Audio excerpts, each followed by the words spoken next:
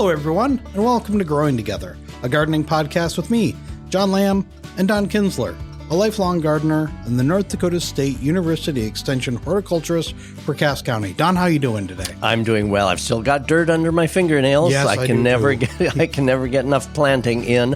So I'm still planting, finishing up on some things. Just kind of like every minute you can, you're out there and you're either planting or weeding and trying to get all the things. You can always find a spot to add something to or another pot you can fill up with color. How is your yard looking? It's looking good. It's amazing. These long days, it's light by, 4 a.m.? And it doesn't get dark until 10. And so these long days, things really grow in a short amount of time. So I'm really noticing that. So things are coming along pretty good in our yard. We're starting to get a little bit of rain too, which is really nice. Yeah. Boy, and we really depend on those timely rains. You can do watering, but the old gardeners were absolutely right. Nothing makes things grow like a good rain. It's interesting. Even a little lightning in with that. I mean, we don't want a storm with wind, but a little lightning in with that rain, it does charge the rain with some nitrogen. Oh, I didn't know that. Yeah, and so one reason why things green up so much better after a storm, a lightning storm. I like the rain, but not the wind. But things will green up, and there's some science to that. So how about things in your yard? How are things looking? Things are looking good. It's now kind of I would say it's probably more maintenance. And so that's one of the things that we're going to talk about today is like how to keep your yard looking good, especially when it comes to disease and pests. So we're going to talk about that later. But first of all, you've got a question from a reader. Yes. Carol wrote in about mushrooms in her lawn. Carol writes, how do we get rid of the mushrooms that are about an inch wide that are growing in our lawn? There's a small patch for several years, but now it's expanded to about 8 patches. And she writes from Fargo. Thank you, Carol, for writing in. And while mushrooms popping up in a yard are interesting, they can be just invisible. And then all of a sudden you'll see these mushrooms with their little caps popping up out of the yard. Well, mushrooms are a fungi, and most of that fungi organism is below ground. The visible part of the mushroom is called the fruiting body. That's what sends out the spores. And so that may be why it is spreading in your lawn. If you allow those mushroom caps to exist and to produce spores, then it'll spread. So most of the mushroom is below ground in kind of a root-like mass called the mycelium. And the mushroom, the fungi, are living on organic matter. Maybe it's excess thatch in the soil. Maybe it's an old 2x4 that was buried during construction. Maybe it's old roots from a tree. And so these mushrooms, fungi, are actually good. They decompose organic material and return it just into good compost. So the mushrooms themselves aren't harming anything, but they get annoying, especially if you have kids, pets around. Some of those mushrooms are certainly toxic. And so there are no chemicals that can be applied that are going to kill and prevent mushrooms. So it depends on us doing a few things. And one is raking off those mushrooms as they appear and disposing of them so they don't spread their spores. But then also getting a little bit of air down into the lawn profile, such as a core aerator, will help get air down in, and it'll speed the decomposition of the organic matter that they're living on. And once that organic matter is all decomposed, then the mushrooms have done their work, the fungi have done their work, and they'll usually disappear. So aerate the lawn would be the best bet, but there are no chemicals that we can apply that would remedy this situation. Yeah, I remember when we had a tree taken out on the boulevard, probably about a couple years after that, we started noticing that around that area, we would get kind of outcroppings of mushrooms. And I think that was, because there were roots there were substantial roots there that maybe weren't chewed up by when they brought in the grinder, or maybe just that there was so much rich because of all the pulp that was kind of left behind, or all the wood chips that were left behind in that area. Yeah, and just think what would happen if we didn't have these fungi decaying things. That old stuff would last forever. It would never decompose, and so your stump would be there forever and ever. And so they actually are doing good work in their decomposition. So thanks again, Carol, for writing in. All right. Well, let's talk about let's get to the heart of the matter. So speaking of things that are decomposing or growing or things that may seem unsightly, one of the things that as we're heading more into summer that we may see more of is disease on plants. And exactly. Nature is full of lots of stuff. And of course, part of that in gardening, we deal with, of course, weeds, they're ever present, but also diseases and insects. That's just part of nature. Diseases, there's fungi and different things that aren't quite as beneficial as those wood rotting fungi. And then the insects that we deal with. So a lot of gardening means working with nature and dealing with some of these things that could adversely affect. So it'll be interesting here to kind of dive a little deeper into the disease control and insect control. Yeah, well, where do you want to start with disease control? Well, let's start, with disease control. And the importance of talking about disease control relatively early in the season here is because much of disease control is about prevention. Because once a disease is entrenched on a plant, it's hard to reverse that. So we need to prevent. We need to be very preventative in our measures on this. For example, and we'll get into kind of each of these a little deeper. But for example, on a tomato leaf that gets a blight and the leaves turn yellow and spotted, those leaves, no matter what we do, those leaves that get diseased are not going to revert back to normal health. They're not going to turn green and lush again. Those leaves are going to be lost. And that's why, as we get into each of these sections, that's why the prevention is so very, very important on disease. So that key word, prevention, or watching our plants and at the very earliest sign that a disease is setting in, and then take action to apply something or do a cultural type thing. So why don't we start in on shrubs? Okay, so on shrubs, most of our shrubs don't get diseases as such. They don't get leaf blights and things, but there are a couple of types of shrubs that do commonly get some diseases. One of those is lilacs. Lilacs is a wonderful winter hardy shrub, been around forever. But have you ever noticed that lilacs will oftentimes get that gray powdery mildew? Yeah. Have you ever noticed that? And powdery mildew is a fungal type disease. And those spores are just everywhere in the air. One of my microbiology professors used to enjoy the term ubiquitous. He used to roll around that in his mouth, ubiquitous. Well, anyway, the reason he used that term is because some of these things, such as fungi, spores, bacteria, they're all over. They're worldwide. They come in on the wind. So, like on lilacs, many of these spores that cause the powdery mildew, they come in on the wind. They also overwinter on old leaves and trash. So if your lilac has been affected year in and year out with this gray powdery mildew, you may wish to treat it proactively to prevent that disease from coming. Now, interesting though, when a plant such as lilac develops that powdery mildew, there's no washing it off. It looks like a gray coating that you should be able to hose off, Right. but it doesn't work. That fungal coating clings to that leaf, and it kind of makes them look not so great. And the powdery mildew can lead to defoliation. If it starts early enough and lasts severe enough, it can cause leaf drop.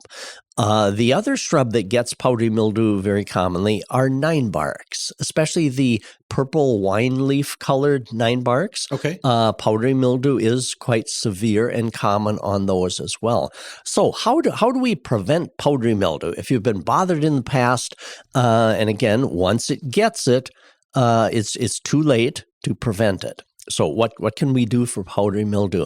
Well, check the garden centers for an all-purpose fungicide, and when you look at the label, that it controls powdery mildew. Now, when I mentioned an all-purpose fungicide, garden centers sell fungicides that can be used on trees, shrubs, vegetables, flowers. And so many of these all-purpose fungicides on the label control a number of different diseases on a number of different plants. So they're good products to have on the shelf. And of course, the label will tell how much to add to water. Some of the products are ready to use, but I like the concentrate. I like to keep a concentrate on hand, and then that'll tell you how many ounces or tablespoons to put in a gallon of water for treatment. And so, back to our powdery mildew. To prevent that, while the leaves still look normal and healthy, applying an all-purpose fungicide that lists on the label controls powdery mildew that a person would apply to either your 9-bark or your lilac. And what these fungicides do is kind of give a protective coating to the leaf that those fungi can't penetrate. So it's a protective. So also then a few cultural things that we can do, like on the powdery mildew on these shrubs too. If you can avoid getting the leaves wet, see, leaves can spread the disease and give an opportunity for those fungal spores to get established. So if when we're watering the lawn or something, try not to get the sprinkler onto your shrubs. If your shrubs do need watering, it's better to water the base only, just the soil, and not get the leaves wet. So there are some cultural type things we can do. In the fall of the year, an old established lilac, it's difficult to rake up all the leaves, but these diseases can overwinter on the old leaves and come back to reinfect then the next year.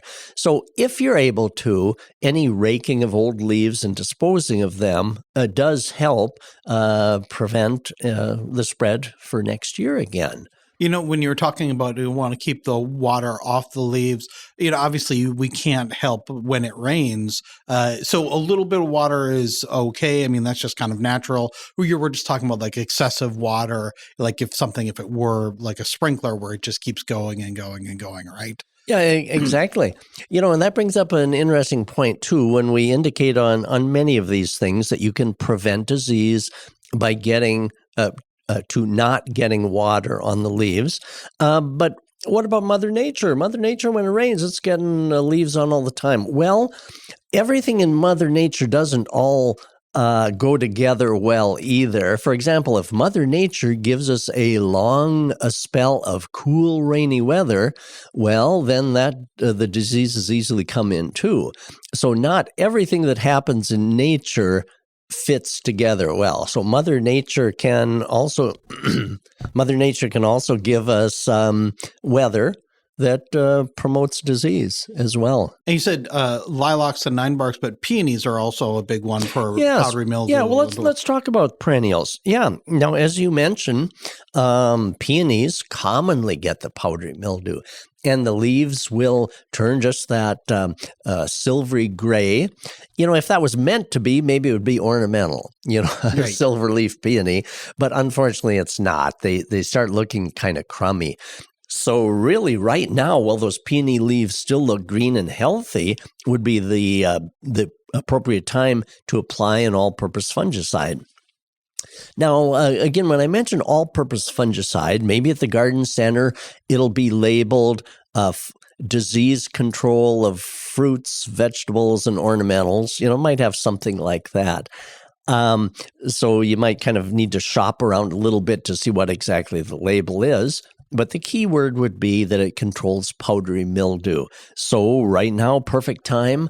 You know, after the peonies are done blooming, we could deadhead them and then apply a fungicide to keep the peony foliage healthy. Because, you know, the peonies really look pretty nicely, don't they? All summer long, they almost look like a shrub. Yep. Waxy green leaf, as long as we can keep For the most part, the stems are pretty stiff. They stay upright. They're not like hydrangeas. They don't flop over necessarily. Yeah, exactly. And even if some of the peonies are the older types that do flop over, once you deadhead them and get rid of that weight, then the stems usually bounce back upright. And if you can keep the foliage healthy, the foliage alone is a good, quite attractive. So we should wait with peonies until after they flower to apply the...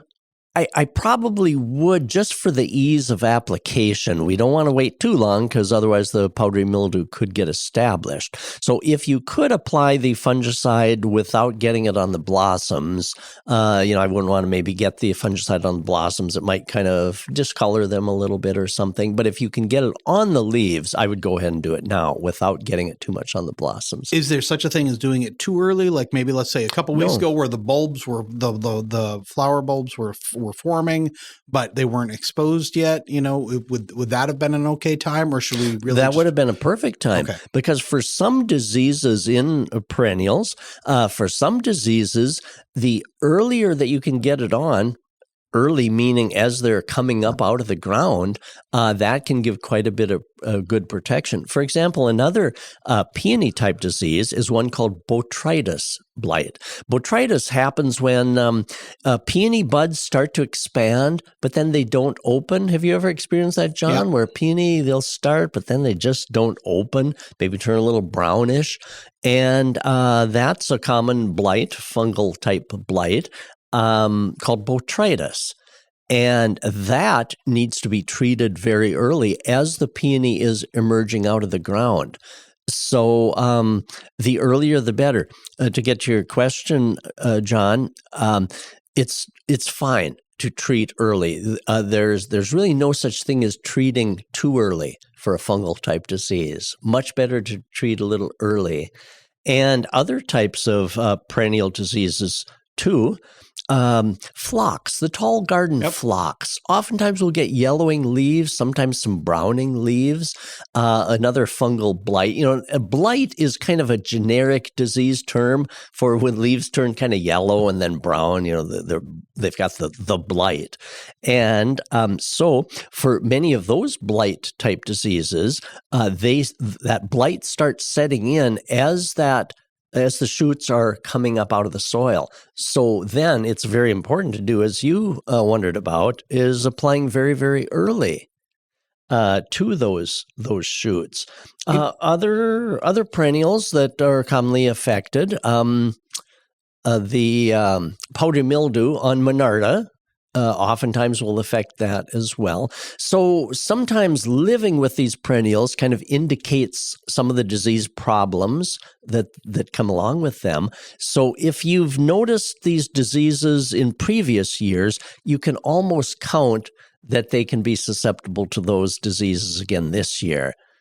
Maybe I missed this, but did we talk about how you actually apply the fungicide? The directions will usually indicate. Now, some of the products are ready to use. So maybe if you've only got one plant that you want to treat, the ready to use is handy. Little pump type bottle. But if you've got lots, I prefer the concentrate. And the label will tell you how much to add to a gallon of water. And so there are two ways to apply that fungicide then once you've mixed it up. If you've just got a plant or two, a watering can. Mixing up in a watering can is handy and easy, and then just water it over the plant. This is a case where you would want water on the leaves then. Yes, exactly. Yep, you'd get that. Yeah, you'd get that. And of course, in that water, you're getting the leaves wet, but in that water is that protective fungicide that will create the coating to prevent that fungus from being able to invade the leaves. So in this case, we do get the leaves wet, but it's carrying the fungicide along with it. Or a pump sprayer. I like the little 2-gallon pump sprayer that you mix it up and then apply it. As long as we're talking pump sprayers, a little side note, I bought 2 different pump sprayers, one to apply weed control products and one to apply plant-friendly products such as insect and disease control. And a person always needs to wash your sprayer out, but just so that I have no risk of any residue in my sprayer, after I've applied a weed control, I don't want to apply a fungicide or insect spray with any chance of residue. Again, you need to wash your sprayer out good, but I keep 2 separate ones just to avoid any spray injury from herbicide onto my good plants as I'm applying insect spray. or fungicide. So anyway, getting a good layer of the fungicide on the leaves is important to get good coverage. Most labels will indicate to apply it to the point of runoff, so that there's a little bit dripping off the end of the leaves, and then you've got good coverage on that. And the labels probably indicate too to make sure you to apply underside of the leaf as well as the surface also on those. Speaking of labels, I mean, is there such a thing like? Is there a disease resistant? Will that be part of a label when you're buying a plant? For diseases that might be resistant? Yeah. Yes. I mean, is that something to look for on a label? It is. Of the plant, yeah. Yep, exactly. Yes, the plant label indicates disease resistance. So very important point, John. Many of the newer type of perennials have been specially bred to be more disease resistant. So some of the types of perennials that are most disease prone, I'm thinking of Monarda and also the tall phlox. Many of the newer varieties will indicate right there on the tag that they are disease resistant. So that's a great thing to look for because they have some natural resistance to these diseases. All right, let's take a quick little break. When we come back, we'll keep looking at more disease and insect control for your garden.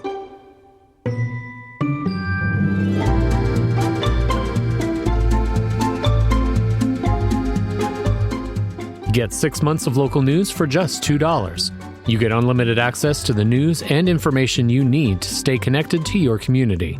Visit inforum.com/subscribe to get 6 months of local news for just $2.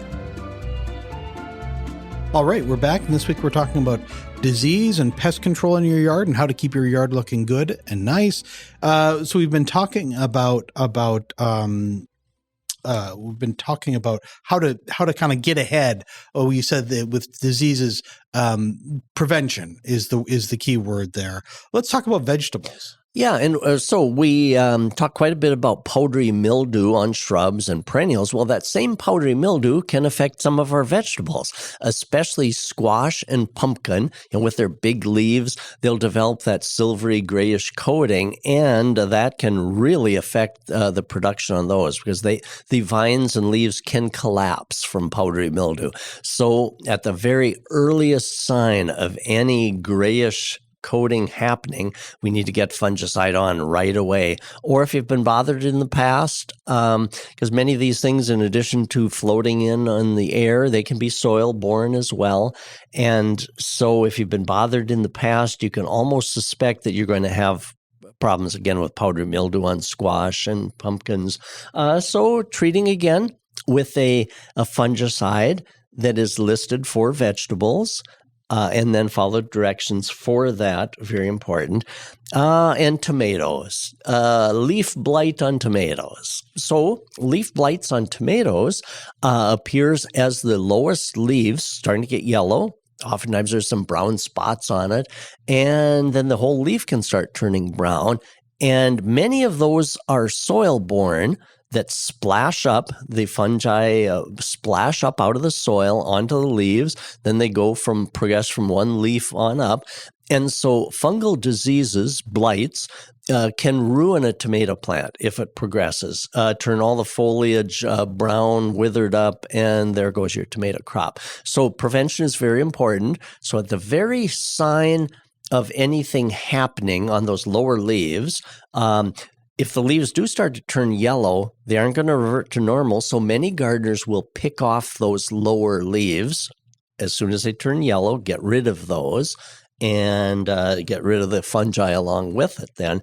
And make sure that when we're watering tomato plants that we don't splash soil up onto them. So keep the water low and keep any dirt from getting splashed on up. And then also the fungicides, preventative, can do a long way in keeping our tomato plants healthy like that. And kind of like with tomato plants too, we try to keep it that you don't have any low leaves to begin with. Sure. We'll take off any leaves that we think, could be in contact with the ground, be in contact with the wet soil, or have the potential to splash up. We'll will take those up. Yeah, and a good case for staking the tomatoes upright so they grow upright and don't lay on the ground, the plants. And also tomato cages of various points. Some of my own tomatoes, I don't always stake them or cage them. Sometimes I just let them go, but I watch very carefully for any disease, because wherever the leaves touch the soil, that's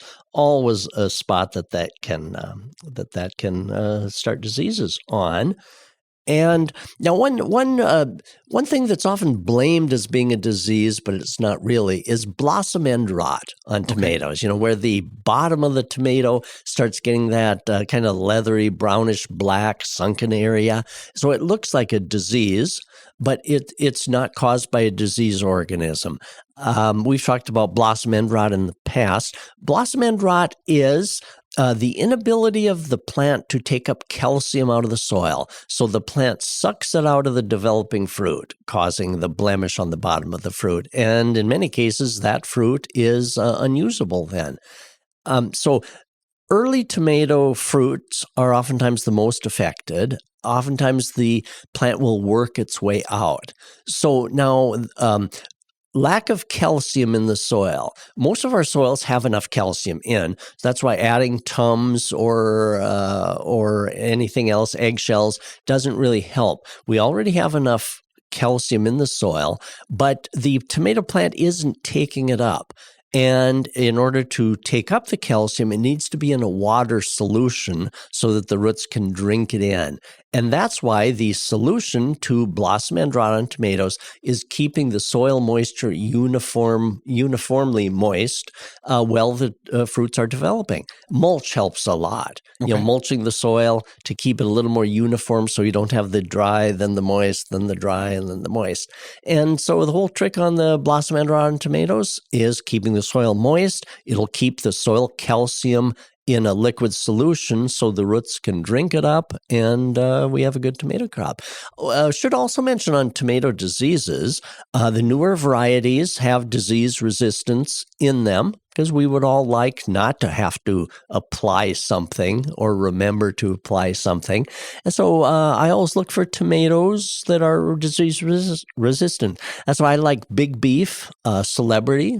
Those are two of my favorites. There are many, many other very good ones, but I always check the tag for disease resistance on those as well. What are things that we should look for in fungicides? I mean, is copper part? What role does copper play in that? Yeah, so when you're looking at the disease control products at the garden center, you'll see a number of different things. Like I mentioned, some will be called all-purpose fungicide. Then you'll read the label and it can be applied to almost anything. Some will kind of say disease control for ornamentals and vegetables, and many of those have an active ingredient called chlorothalonil. Chlorothalonil is an active ingredient down in the fine print. That's an all-purpose fungicide.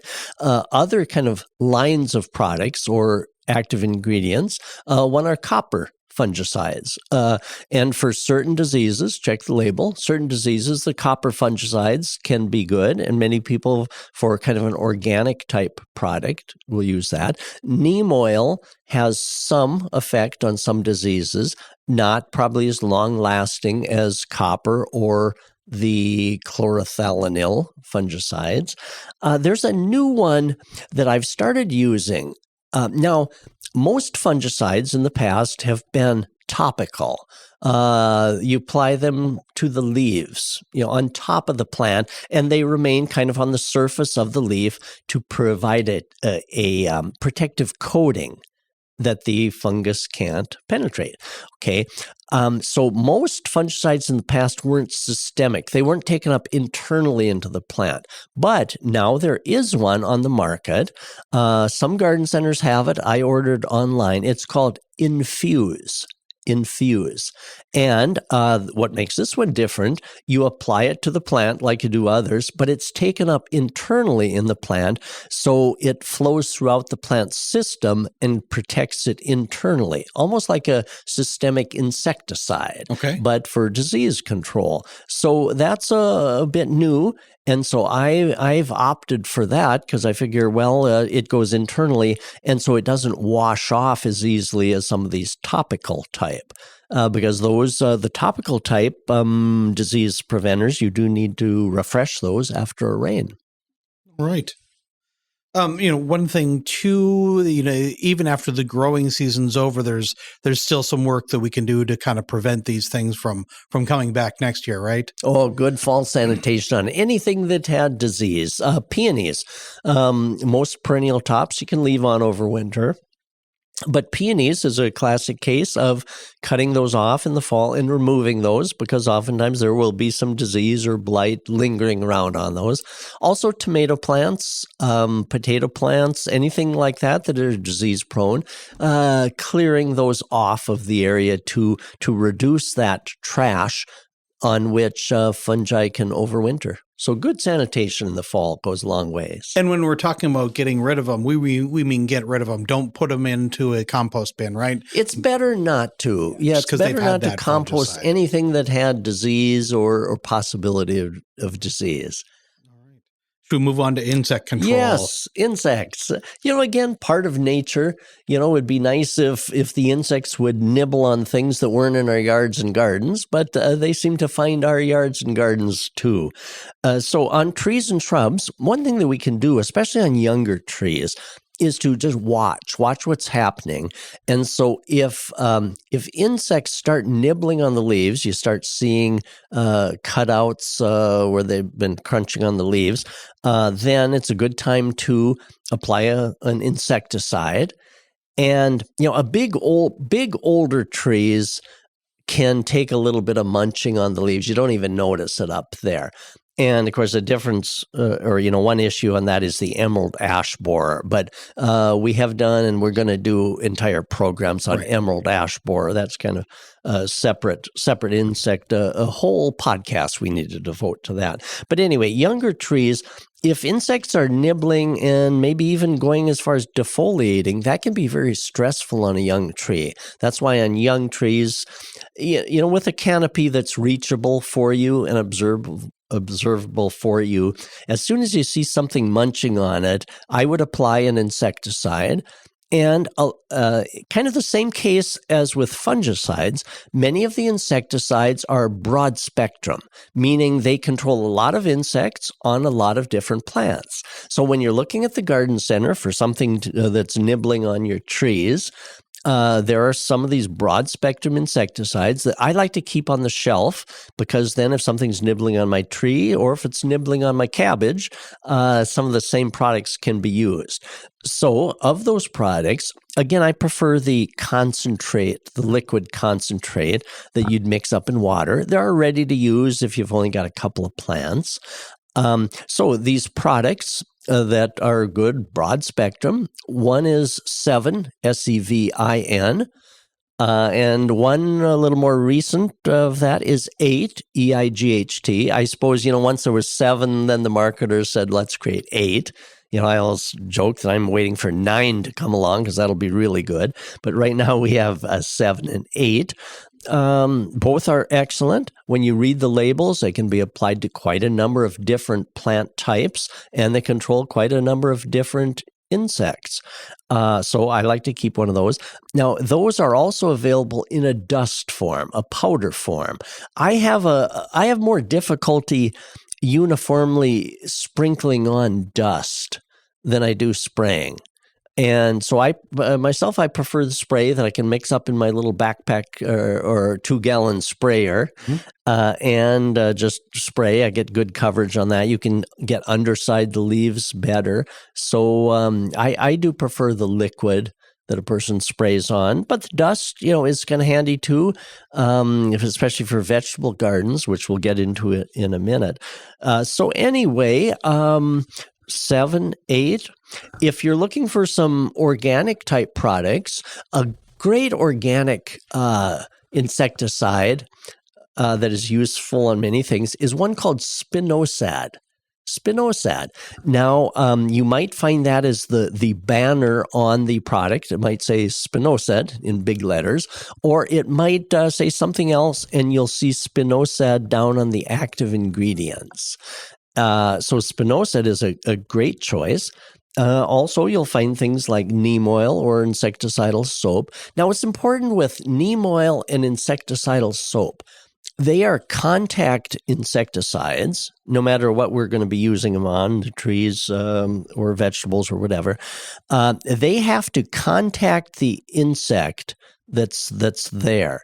They don't have residue that remains on the leaves. The other insecticides that I mentioned, such as 7, 8, and also spinosad, they have a residue that remains on the leaf. And then when the insect comes along to nibble on those, then the insect is controlled. Whereas neem oil and insecticidal soap, that product has to coat the body of the insect. Okay. It kind of smothers them. These others affect them as they eat the products. Now, of course, we'll get into vegetables in a minute, and I'll talk about the waiting period on that. But on the trees and shrubs, 7, 8, spinosad are great products to use for the different insects that might be chewing on those. And as long as we're talking about trees, let's talk about apple trees. Mm-hmm. Oh, gosh. We could do a whole program on keeping insects out of our apples. The two most common insects that affect our apples, one is codling moth. And the codling moth affects the young fruit very soon after the petals drop. The adult moth lays eggs that go internally, when the eggs hatch, into the little developing fruit, and that larvae lives in that fruit all summer long, causing problems. And that, for codling moth, needs to be applied an insecticide right after the petals drop. So right now, as we record this, it may be a little late to spray for codling moth. But the number one insect that affects our apples is the apple maggot. That's the one where in the fall of the year, when you harvest your apples and go to cut them open, what looked like a nice apple has a bunch of brown streaks inside. That's the apple maggot. And the apple maggot adult lays its eggs on the developing fruit, usually about the end of June. So we're just now approaching the time when we should spray our apples for the apple maggot. Now, when we spray our apple, you spray the entire tree, getting the leaves and the developing fruit wet with the insecticide. So now the insecticide, again, 8 is a good one. Or maybe you'll find a product called a fruit tree spray, and that will have a good active ingredient in it as well. You could use spinosad for a good organic alternative too. That does a good job on apple maggot control. And the label will tell how often to repeat the applications. The adult apple maggot fly continues to be active until into August. So we should spray here kind of towards the end of June, maybe middle of July, and then 1st of August. So for best control, maybe about 3 sprays. Okay. And on an apple tree, hopefully you can reach. My little pump sprayer does a pretty good job. There are also hose end sprayers, the jars that you put on the end of a hose. There are some of those that are for tree spraying that have a little longer reach. They'll squirt it up higher into the tree. So even on an older apple tree, with the hose end sprayers, we can usually get the spray up and into that as well. All right. Let's take a quick little break and we'll talk about perennials.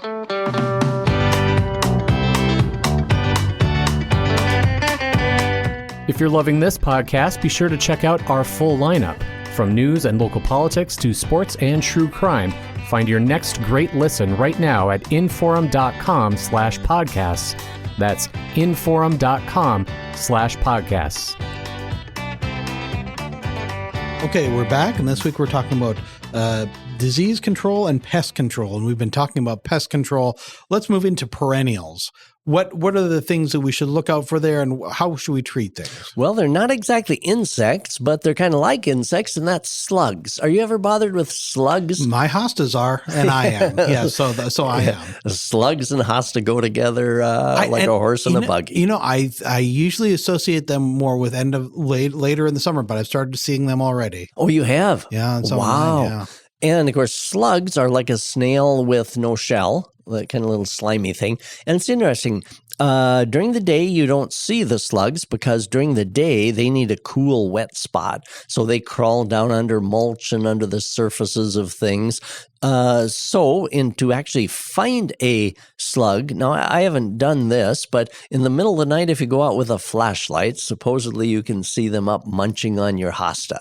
But anyway, a good way to test for slugs is to, in the evening, lay a board. Cardboard would work if you weight it down so the wind doesn't blow it away. Lay a board down in the area where you suspect you have slugs and wet the underside of the board. And then the slugs will come out during the night and be eating on your stuff. And then as daybreak comes, they will crawl under that board where it's nice and moist or under the cardboard. And then during the day, when you lift that up, you'll oftentimes see the slugs attached under that board or piece of cardboard. So you can kind of gauge how many slugs are working in your area. And now slug damage is quite diagnostic. You can just see the holes in the leaves.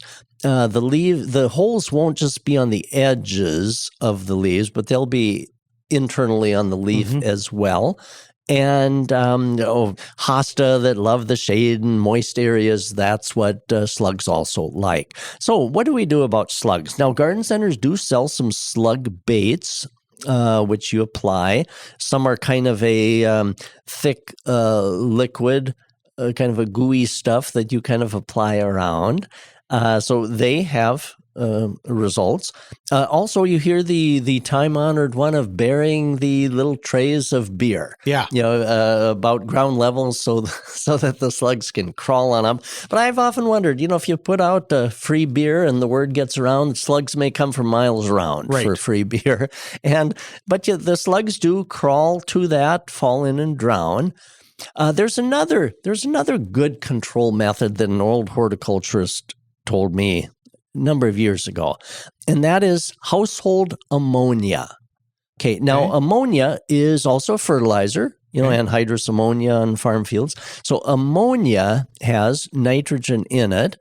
So now household ammonia, if we use that and dilute it, 9 parts water to 1 part ammonia. So, however many cups you want to mix up of this solution. 9 parts water, 1 part ammonia, household ammonia. And then with a watering can, apply that around and under the leaves. Okay. So we don't get it right on the leaves. At that rate, it won't harm the leaves. But the target is during the day, you're putting that ammonia around the base of the plant. It'll give it some fertilizer, but also it then adversely affects the slugs also. Okay. So that has proven to be a pretty good control, especially where you've got mulch around the hostas. You can apply enough with a watering can to kind of get down in and penetrate down through the mulch. So the slugs typically are hiding down in the mulch under the shade of the hosta leaves. So getting it down underneath those leaves. So that's a very good method also for slug control. Is something like that? Is that something that you should do repeatedly, or is it kind of one and done? I think when we tend to think insect control is more one and done maybe, but is this something that we should do repeatedly, you think? Yeah, I suppose the effects of that, it should reduce the population, but I suppose it probably should be repeated every probably 3 weeks, 2 to 3 weeks. Okay. I would reapply it again because slugs do repopulate. Yep. And so at that rate, it shouldn't be possible to overdo. Again, there's some nitrogen in there, but at that rate, we aren't going to be over-fertilizing our hosta as well. All right. Hosta are so pretty. It's a shame when the leaves get all full of holes. Yeah, the hostas can also deal with, if it does get really warm, the leaves tend to get brittle and burn. Sometimes if they get too much sun. So yeah, try anything to kind of save those and keep those in. What about vegetables when it comes to pests? Yeah, vegetables, those that are commonly affected by pests are the cabbage family. cabbage, cauliflower, broccoli, those pretty white butterflies that flit around. Well, pretty soon they lay eggs, and the eggs hatch into those green cabbage worms, the loopers. Boy, they can take a cabbage head and just make it full of shot holes. Yeah. And also, when you go to harvest broccoli, there's nothing as distasteful as steaming broccoli and find that you didn't get all the worms out of it. Yeah, if you ever experienced that, it's not pleasant. No.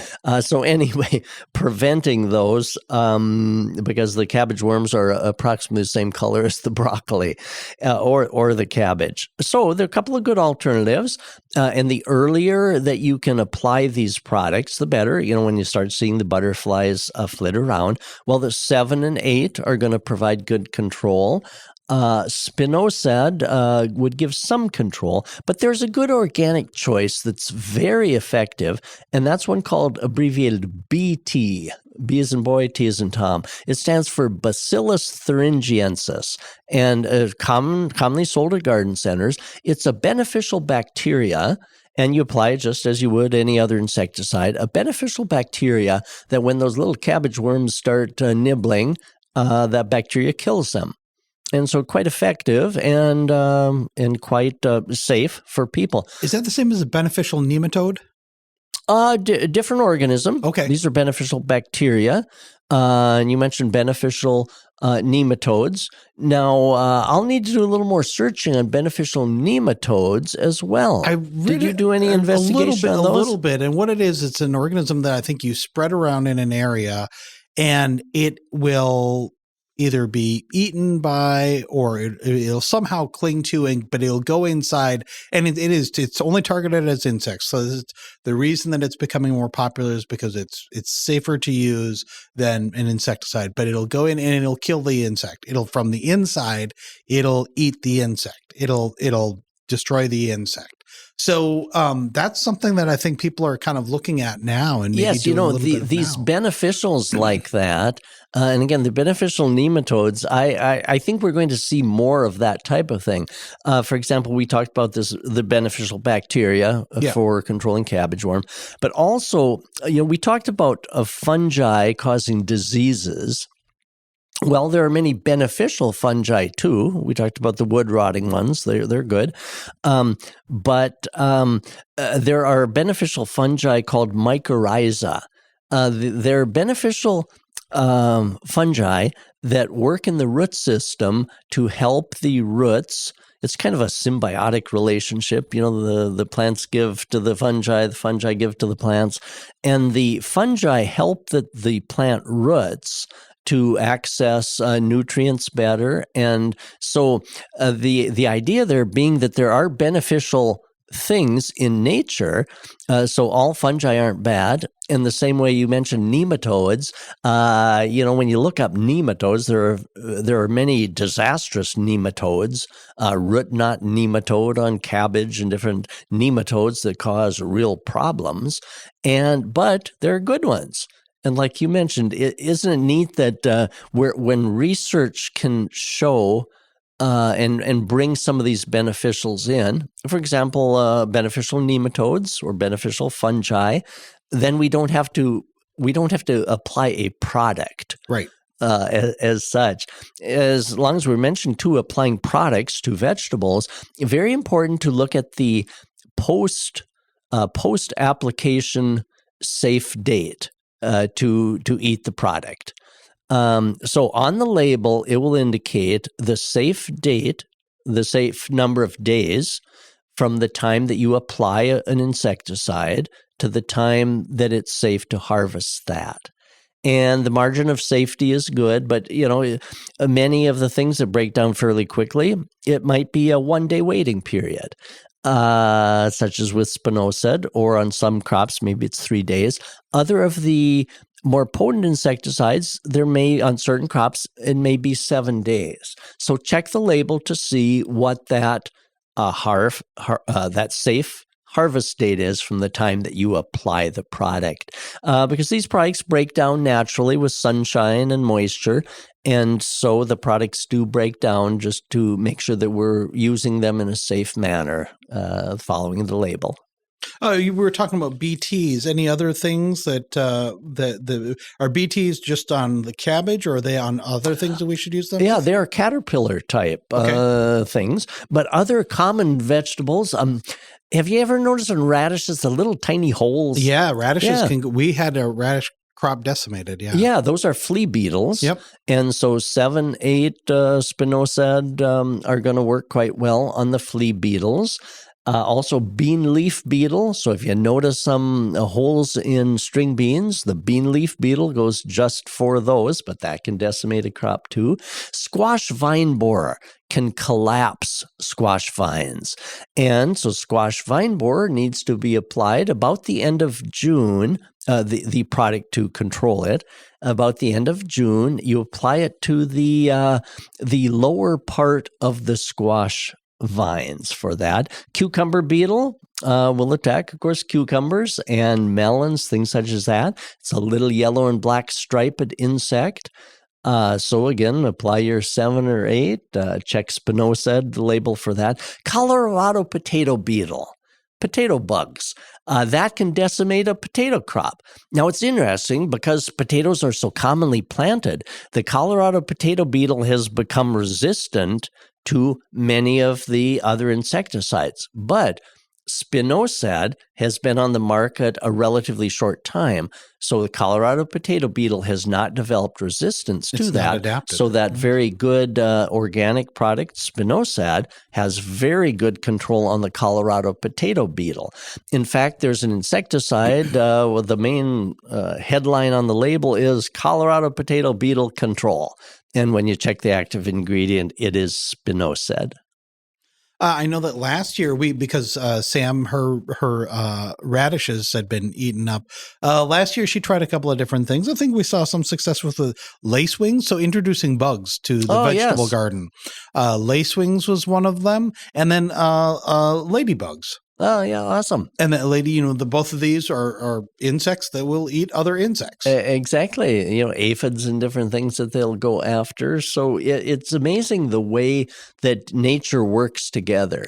We mentioned earlier, nature sometimes throws us curveballs by some of these things, but nature also has controls for some of those. The beneficials, things that go after the things that are harming our things.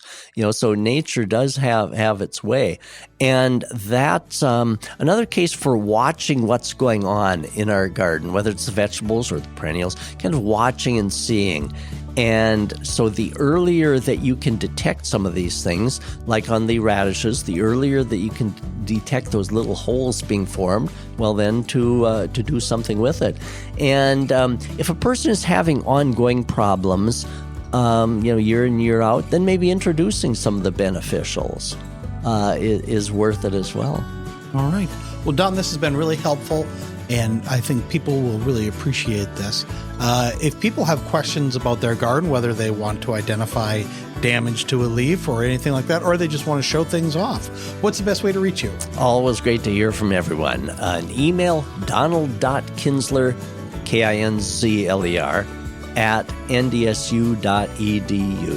And if people have pictures, things they want to share, they should send those along, right? Oh, it's great. Yes. We've done, we did a podcast on tools, and it was fun to hear from a number of you on some of your favorite gardening tools as well. So it's always fun to hear from listeners as to what's going on in your yards and gardens. All right. Well, Don, thanks again for coming in, and we'll talk to you next week. Yeah. Thank you, John. Thanks everyone for listening.